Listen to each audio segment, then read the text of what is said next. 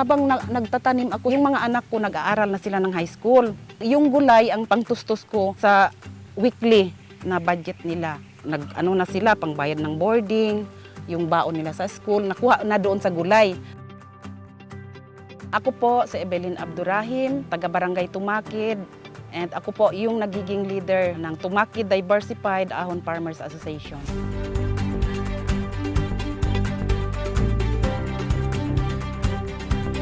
Mas usata ka grupo, mas palambo na to ato ang organisasyon. Kung wala tayong grupo, wala tayong improvement sa ato ang mga farmers. Pinaka-importante jud. Ako po si Vivian Johnson, nakatira sa Santa Clara, President ng Santa Clara Organic Farmers Research Association.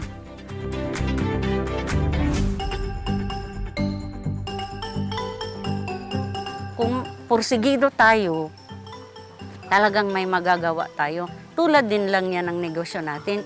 Pag hindi tayo porsigido, hanggang dito lang talaga tayo. Ako po pala si Lucia Belandres, taga Maloong Canal. Ako po yung presidente ng Maloong Canal Rose Women Association.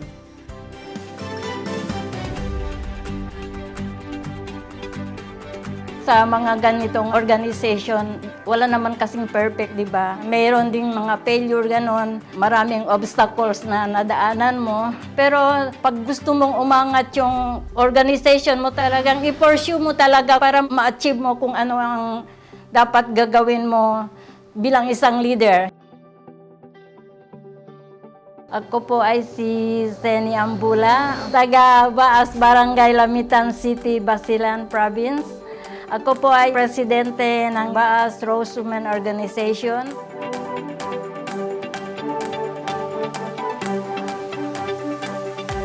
WeSafe project po, isa po siyang consortium project po na pinamumunuan, supported and funded by the European Union. No? Ini-implement po ng Oxfam Pilipinas, SIM card, and also the KMFI.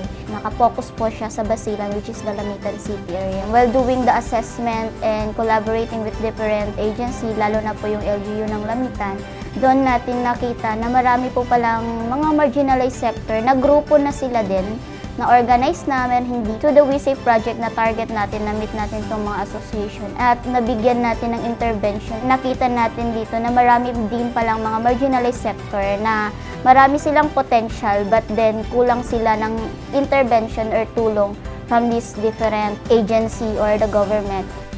KMFI is committed to reaching out to low-income households, especially women and marginalized sector, aligned with the initiative of the WeSafe program, and we are able to enhance women's participation in understanding their duties and functions that enable them to participate actively in the affairs of the organization through series of capacity building activities. We are able to enhance their confidence in using their training experience and knowledge to seek support from different government agencies.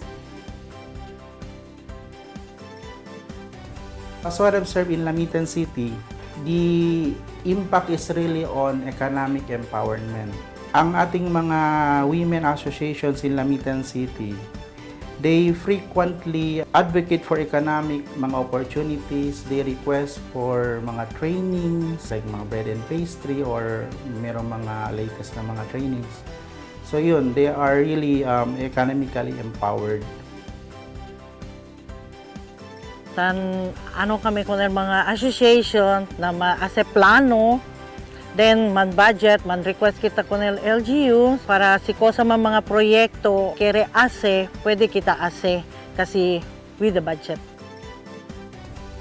Sa ako ang mga membros, murag lisod kung wala may organization nga among ginakuptan. Kasi pag mag-request kami sa province o sa asa sa WeSafe, mangita jud sila og kanang naa kay organization nga imong gikuptan. Sa akong kabahin o sa akong mga membro sa akong mga sakop, mas okay jud tong naa kay organization kay pag maghatag sila gud og usa ka item, dili sila pwede maghatag kung isa lang ka tawo. Kinahanglan organization jud. Pag mahatagan mi ana, sir, pwede naman may maghiram-hiram.